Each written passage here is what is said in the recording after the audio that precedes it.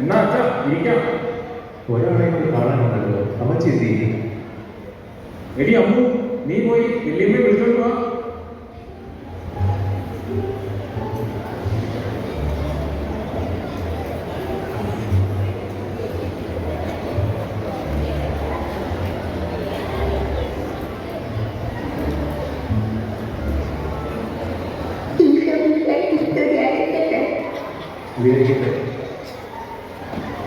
മൈക്കില് കുറച്ച് നാളായല്ലോ പള്ളിയിലേക്കൊക്കെ കണ്ടിട്ട്.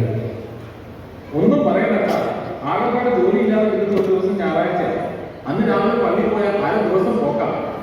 ഞായറാഴ്ച കുർബാന കടകളൊന്നും അറിയില്ലേ? അച്ഛ, കടത്തിന്റെ കാര്യം പറഞ്ഞപ്പോഴാണ് അപ്പുറത്തെ വീട്ടിലെ മേരി ഞങ്ങളുടെ അടുത്ത് നിന്ന് 1000 രൂപ കടം വാങ്ങിയിട്ട് ഇതുവരെ അവർ തിരിച്ചു തന്നിട്ടില്ല. എന്നും അവിടെ പോയി തെറി വിളിക്കാൻ എനിക്ക് വയ്യച്ച. ആ കടമല്ല, ഞായറാഴ്ച കുർബാന നന്നായി ഒരുങ്ങി പകരണം എന്നാണ് ഉദ്ദേശിച്ചത്. അച്ഛൻ ഞാൻ പറഞ്ഞത് നേരാ. ഈ ഇടവകയിൽ ഏറ്റവും നന്നായിട്ട് ഒരുങ്ങി വരുന്നത് ഞാനാണ്.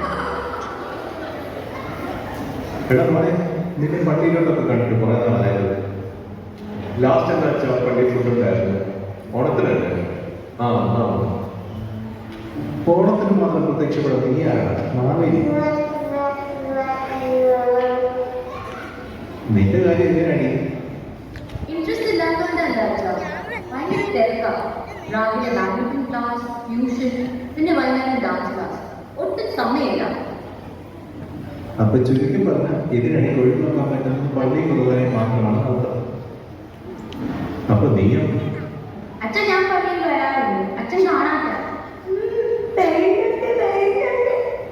അങ്ങനെയാണ് അടുത്ത ആഴ്ച മുതൽ നിന്നെ പള്ളി മുമ്പിൽ കണ്ടോ. മക്കളെ, ഈ കുർബാനയ്ക്കും സൺഡേ സ്കൂളിലും ഒക്കെ നമ്മുടെ ജീവിതത്തിൽ വലിയ പ്രാധാന്യമുണ്ട്. അങ്ങനെ പറഞ്ഞു കൊടുക്കച്ച. ഞാൻ പറഞ്ഞവർക്ക് ഒരു അനുസരണയില്ല.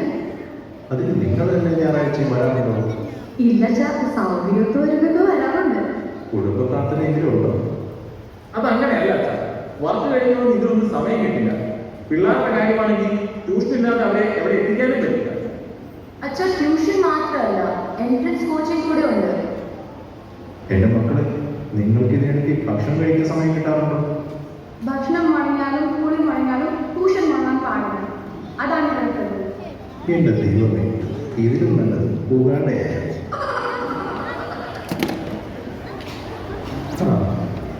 എന്നാ നമുക്കിനി പ്രാർത്ഥിക്കാം. എടാ മോനെ, നീ ആ ബൈബിൾ എടുത്ത് എഫെസോസ് 5:22 മുതൽ വായിച്ചേ.